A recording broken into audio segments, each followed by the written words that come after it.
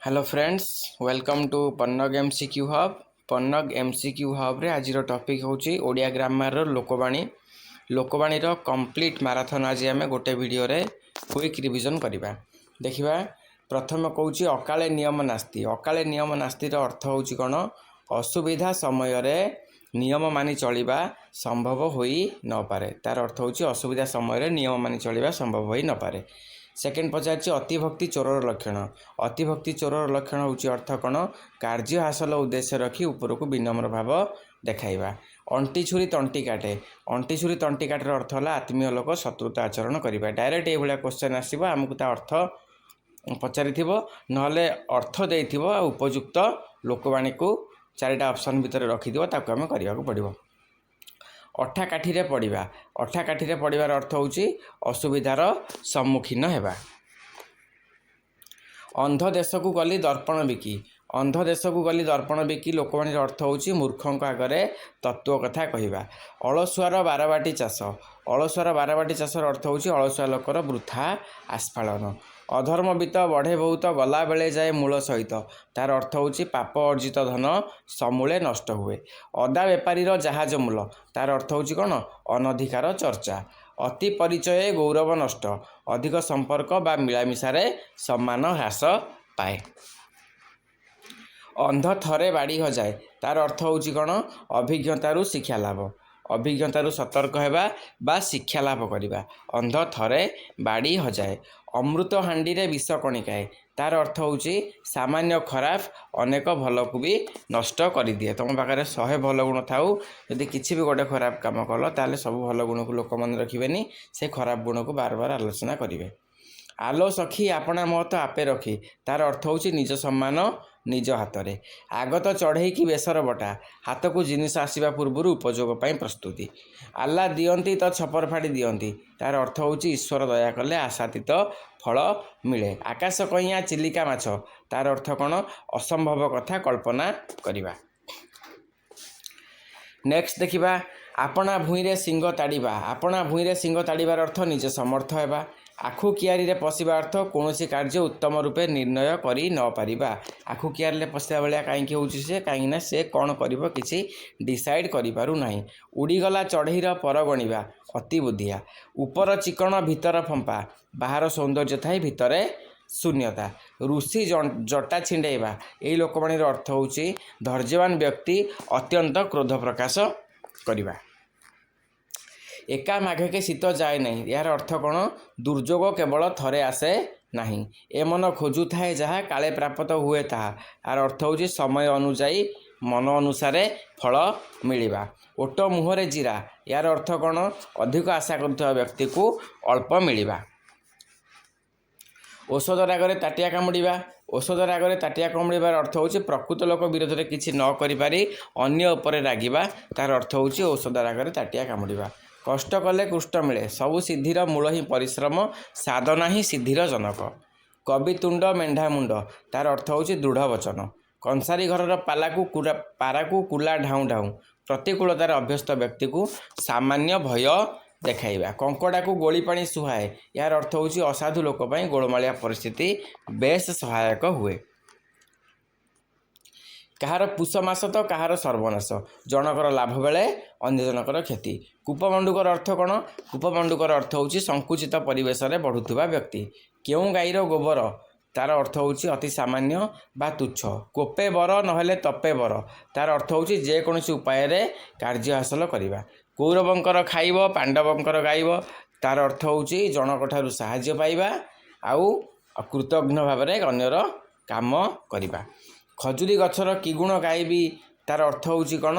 कौनसी खराब लोकर प्रतिटी कर्म मूलरू खराब। नेक्स्ट देखिबा खंडाधार रे चलिबा।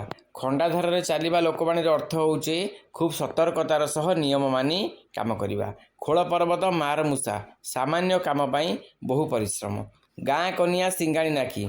जेकोसी लोक निज अंचल सम्मान न पाइबा को कहवा गाँ कनिया सिंगाणी नाखी। माने गाँ रे जदि गोटे भल लोक अच्छी किसी से अचीव करुच्ची ताकू पसंद न करवा। तार जेतिकी सम्मान पाइबा कथा से गाँव में से सम्मान ବାହାରେ ଯେତିକି ପାଉଛି ନିଜ ଗାଁରେ ସେତିକି ନ ପାଇଲେ ତାକୁ ଗାଁ କନିଆ ସିଙ୍ଗାଣି ନାକି ବୋଲି ଆମେ କହିବା। ଗୁଣ ଚିହ୍ନେ ଗୁଣିଆ ସୁନା ଚିହ୍ନେ ବଣିଆ, ତାର ଅର୍ଥ ହେଉଛି ଗୁଣି ହିଁ ଗୁଣର ଆଦର କରେ। ଘର ଦିଅ ନ ପୂଜି ପର ଦିଅ ପୂଜିବା, ନିଜ ସଂସ୍କୃତିକୁ ଅବହେଳା କରି ଅନ୍ୟ ସଂସ୍କୃତିକୁ ଅନୁସରଣ କରିବା, ତାର ଅର୍ଥ ହେଉଛି ଘର ଦିଅ ନ ପୂଜିକି ପର ଦିଅ ପୂଜିବା। ଘୁଷୁରିକି ପାଚିଲା କଦଳୀ, ଘୁଷୁରିକି ପାଚିଲା କଦଳୀର ଅର୍ଥ ହେଉଛି ଅଯୋଗ୍ୟ ବ୍ୟକ୍ତି ପାଇଁ ଉନ୍ନତ ପରିଚର୍ଯ୍ୟା। ଘୋଡ଼ା 6 ଟଙ୍କାକୁ ଦାନା 9 ଟଙ୍କା, କୌଣସି ଜିନିଷର ରକ୍ଷଣାବେକ୍ଷଣ ଖର୍ଚ୍ଚ ଜିନିଷର ମୂଲ୍ୟଠାରୁ ଅଧିକ ହେବା। ଚାଷ ତରବର ବଣିଜ ମଠ, ଏହାର ଅର୍ଥ ହେଉଛି ନିର୍ଦ୍ଦିଷ୍ଟ କାମକୁ ନିର୍ଦ୍ଦିଷ୍ଟ ସମୟରେ ସମ୍ପାଦନ କରିବା। ଚୋର ମନ ଚୋର ଗଣ୍ଠୁଲିରେ, ତାର ଅର୍ଥ ହେଉଛି ଚୋର ସର୍ବଦା ଚୋରି କରିଥିବା ଦ୍ରବ୍ୟ ଧରା ପଡ଼ିଯିବା ଭୟରେ ଶଙ୍କିତ ଥାଏ। ଛୋଟ ସାପର ବିଷ ଟାଣ, ତାମାନେ ଛୋଟ ବୋଲି ହେୟ ମନେ ନ କରିବା। ଛୋଟ ସାପର ବିଷ ବେଶୀ ବୋଲି ବି ଆଉ ଗୋଟେ ଅଛି। ହଁ, ଛୋଟ ସାପର ବଡ଼ ବିଷ, ଛୋଟ ସାପର ବଡ଼ ବିଷ ହେଉଛି କ୍ଷୁଦ୍ର ମଧ୍ୟରେ ଭୟଙ୍କରତା। ଜାନ୍ ଯାଉ ମାନ ଥାଉ, ତାର ଅର୍ଥ ହେଉଛି ସମ୍ମାନ ବା ଇଜ୍ଜତ ଜୀବନଠାରୁ ବି ଅଧିକ ଗୁରୁତ୍ୱପୂର୍ଣ୍ଣ। ଜୋର ଯାର ମୂଲକ, ତାର ଅର୍ଥ କ'ଣ? ଶକ୍ତିଶାଳୀ ହିଁ ପ୍ରଭୁତ୍ୱ ବିସ୍ତାର କରେ। ଟେକା ହାତରୁ ଖସିଲେ ଅଣବାହୁଡ଼ା, ଟେକା ହାତରୁ ଖସିଲେ ଅଣବାହୁଡ଼ାର ଅର୍ଥ କ'ଣ? ଥରେ ଭୁଲ ହେଲେ ତାକୁ ସୁଧାରି ହୁଏ ନାହିଁ। ଡେଙ୍ଗା ମୁଣ୍ଡରେ ଠେଙ୍ଗାର ଅର୍ଥ ହେଉଛି ଆଗୁଆ ଲୋକ ଉପରେ ଦାୟିତ୍ୱ ବିପଦ ଥାଏ। ଢିଙ୍କିଶାଳ କଥା ନ ଜାଣି ଢେଙ୍କାନାଳ କଥା କହିବାର ଅର୍ଥ ହେଉଛି ଘର କଥା ନ ଜାଣି ଦୂର ଦେଶର କଥା କହିବା। ଢୋକେ ପିଇ ଦଣ୍ଡେ ଜିର ଅର୍ଥ ହେଉଛି କଷ୍ଟେ ମଷ୍ଟେ ବଞ୍ଚିବା। ତିନି ତୁଣ୍ଡରେ ଛେଳି କୁକୁର ହେଉଛି ମିଛ କଥା ଅନେକଙ୍କ ଦ୍ୱାରା ବାରମ୍ବାର ପ୍ରକାଶିତ ହେଲେ ତାହା ସତ୍ୟ ପରି ପ୍ରତୀତ ହେବା। ତିନି ତୁଣ୍ଡରେ ଛେଳି କୁକୁରର ଗୋଟେ ଗପ ବି ଅଛି। ତୁଣ୍ଡ ବାଇଦ ସହସ୍ର କୋଷ, ଏହି ଲୋକବାଣୀର ଅର୍ଥ ଲୋକମୁଖରେ କଥା ବହୁ ଦୂର ପ୍ରସରିଯାଏ। ତୁ ଯେତେ ମାଠିବୁ ମାଠ ମୁଁ ସେଇ ଦରପୋଡ଼ା କାଠ, ଏହାର ଅର୍ଥ ହେଉଛି ସ୍ୱଭାବ ସହଜରେ ବଦଳେ ନାହିଁ। ତୁଳସୀ 2 ପତ୍ରରୁ ବାଛେ, ବିଛୁଆତି 2 ପତ୍ରରୁ କୁଣ୍ଡେଇ ହୁଏ। ପ୍ରକୃତ ଗୁଣ ପ୍ରାଥମିକ ସ୍ତରରୁ ହିଁ ଜଣାପଡ଼ିଯାଇଥାଏ। କିଏ ଭଲ ପିଲା ହେବ, କିଏ କେଉଁ ଭଳିଆ ହେବ, କେଉଁ ଭଳିଆ ପ୍ରକୃତିର ହେବ, ତାହା ତା'ର ପ୍ରାଥମିକ ସ୍ତରରୁ ହିଁ ଜଣାପଡ଼ିଯାଇଥାଏ। ସେଇଥିପାଇଁ କୁହାଯାଏ ତୁଳସୀ 2 ପତ୍ରରୁ ବାଛେ, ବିଛୁଆତି 2 ପତ୍ରରୁ କୁଣ୍ଡେଇ ହୁଏ। ତେଲିଆ ମୁଣ୍ଡରେ ତେଲ, ତେଲିଆ ମୁଣ୍ଡରେ ତେଲ ହେଉଛି ଦରିଦ୍ରକୁ ସାହାଯ୍ୟ ନ କରି ସ୍ୱଚ୍ଛଳ ବ୍ୟକ୍ତିକୁ ସାହାଯ୍ୟ କରିବା। ଦୈବ ଦୌଡ଼ି ମଣିଷ ଗାଇ ଜେଣିକି ଟାଣଇ ତେଣିକି ଯାଏ, ତାର ଅର୍ଥ ହେଉଛି ବିଧି ନିର୍ଦ୍ଦେଶରେ ମଣିଷ ପରିଚାଳିତ। ନେକ୍ସଟ ଦେଖିବା ନଈକେ ଫାଙ୍କ ନା ଦେଶକେ ଫାଙ୍କ ନଈକେ ବାଙ୍କ, ତାର ଅର୍ଥ ହେଉଛି କ'ଣ? ଭିନ୍ନ ସ୍ଥାନରେ ଭିନ୍ନ ଚଳଣି। ଧରାକୁ ସରା ମଣିବାର ଅର୍ଥ ଅତି ଗର୍ବଭାବ ପ୍ରଦର୍ଶନ କରିବା। ଧାନ ପେଟରୁ ବାଳୁଙ୍ଗା ଜାତର ଅର୍ଥ ଗୁଣବତୀ ମା ଠାରୁ କୁପୁତ୍ର ଜନ୍ମ। ଧାନ ପେଟରୁ ବାଳୁଙ୍ଗା ଜାତ ଗୁଣବତୀ ମା ଠାରୁ କୁପୁତ୍ର ଜନ୍ମ। ଧୀର ପାଣି ପଥର କାଟେ, ଧୀର ପାଣି ପଥର କାଟେର ଅର୍ଥ କ'ଣ? ଧୀର ସ୍ଥିର ଭାବେ କାର୍ଯ୍ୟ କଲେ, ଧୀର ପାଣି ପଥର କାଟେର ଅର୍ଥ ହେଉଛି ଧୀର ପାଣି ପଥର କାଟେ, ଆଉ ଟିକେ ତଳକୁ ଆଣିବା। ହଁ, ଧୀର ପାଣି ପଥର କାଟେ, ତାର ଅର୍ଥ ହେଉଛି ଧୀର ସ୍ଥିର ଭାବେ କାର୍ଯ୍ୟ କଲେ ସଫଳତା ମିଳେ। ଧୀର କଥାରେ ବୈରୀ ବସ, ତା କଥାର ଏଇ ଲୋକବାଣୀର ଅର୍ଥ ହେଉଛି ନମ୍ର ବ୍ୟବହାର ଦ୍ୱାରା ସମସ୍ତଙ୍କୁ ବଶୀଭୂତ ବା ନିଜର କରିହୁଏ। ନଈ ସୁଅକୁ ବାଲି ବନ୍ଧ, ତାର ଅର୍ଥ କ'ଣ? ବୃଥା ପରିଶ୍ରମ ବା ବୃଥା ଚେଷ୍ଟା। ନ ଦେଖିଲା ଓ 6 ଫଡ଼ା, ଅସମ୍ଭବ କଥା କହିବା। ନଈରେ ଘର କରି କୁମ୍ଭୀର ସଙ୍ଗେ କଳି, ତାର ଅର୍ଥ ହେଉଛି ଅଧୀନ ହୋଇ ମୁନିବଙ୍କ ସଙ୍ଗେ ଝଗଡ଼ା କରିବା। ନାଇଁ ମାମୁଁ ଠାରୁ କଣା ମାମୁଁ ଭଲ, ନାହିଁ ମାମୁଁ ଠାରୁ କଣା ମାମୁଁ ଭଲ, ତାର ଅର୍ଥ ହେଉଛି କିଛି ନଥିବା ଅପେକ୍ଷା ସାମାନ୍ୟ ଥିବା ଭଲ। ପେଟ ପୋଷ ନାହିଁ ଦୋଷ, ବଞ୍ଚିବା ପାଇଁ କୌଣସି ବୃତ୍ତି ଗ୍ରହଣ କରାଯାଇପାରେ। ପାପ ଧନ ପ୍ରାୟଶ୍ଚିତରେ ଯାଏ, ଅନ୍ୟାୟ ଉପାୟରେ ଅର୍ଜିତ ଧନ ଅଯଥାରେ ନଷ୍ଟ ହୁଏ। ପୋଥିଗତ ବିଦ୍ୟା ପରହସ୍ତ ଧନ, ପୋଥିଗତ ବିଦ୍ୟା ପରହସ୍ତ ଧନର ଅର୍ଥ ହେଉଛି ନିଜେ ନ ଜାଣିଥିବା ବିଦ୍ୟା ବା ନିଜ ପାଖରେ ନ ପାଇ ଅନ୍ୟ ପାଖରେ ଥିବା ଧନ ଆବଶ୍ୟକ ବେଳେ କାର୍ଯ୍ୟରେ ଆସି ନଥାଏ।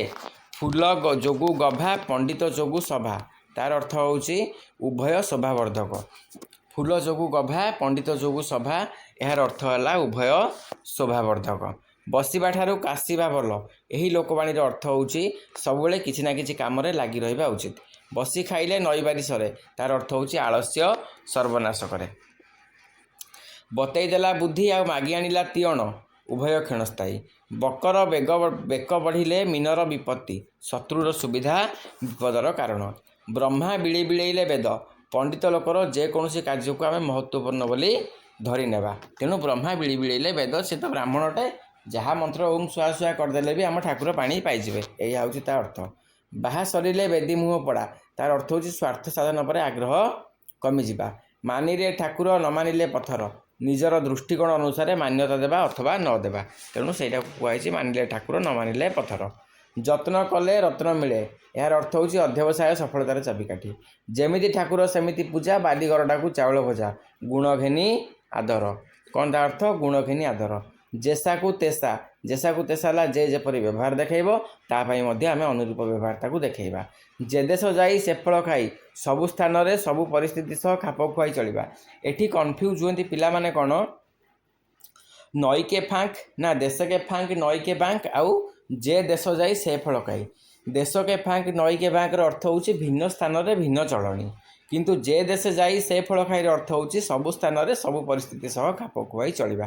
ଏଠି କନଫ୍ୟୁଜ୍ ହେବା ନାହିଁ। ଲୁଚିଛି ନା ଗୋଡ଼ ଦୁଇଟା ଦିଶିଛି, ଏହାର ଅର୍ଥ ହେଉଛି ଯେତେ ଘୋଡ଼ାଇଲେ ବି ଦୋଷ ଧରା ପଡ଼େ।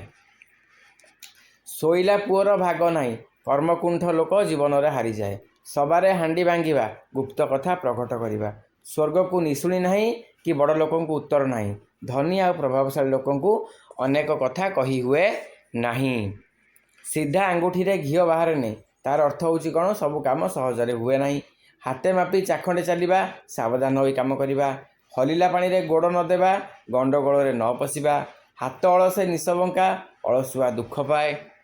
ଏଗୁଡ଼ା ସବୁ ଆପଣମାନେ ଆଉ ଥରେ ରିଭିଜନ୍ କରିବେ। ତ ଇଏ ଥିଲା ଆମର ଲୋକବାଣୀ, ଯେତିକି ଆମର 10ମ ଶ୍ରେଣୀ ପର୍ଯ୍ୟନ୍ତ ବହିରେ ମେନସନ୍ କରାଯାଇଛି। ଇଏ ସବୁ ହେଲା ମୋଷ୍ଟ ଇମ୍ପୋର୍ଟାଣ୍ଟ କ୍ୱେଶ୍ଚନ୍। ଆମେ ୟା ପରେ ୟାର MCQ ଆଣିବା, ଯେଉଁଟା ଆପଣମାନଙ୍କୁ ଲୋକବାଣୀକୁ ଗୋଟେ କମ୍ପ୍ଲିଟ୍ ରିଭିଜନ୍ କରିବାରେ ଆପଣଙ୍କୁ ସାହାଯ୍ୟ କରିବ। ଯଦି ଆପଣମାନଙ୍କୁ ଭିଡ଼ିଓ ଭଲ ଲାଗିଲା ତାହେଲେ ଲାଇକ୍, ସେୟାର ଆଉ ସବସ୍କ୍ରାଇବ୍ କରିବେ। Thank you. ଜୟ ହିନ୍ଦ।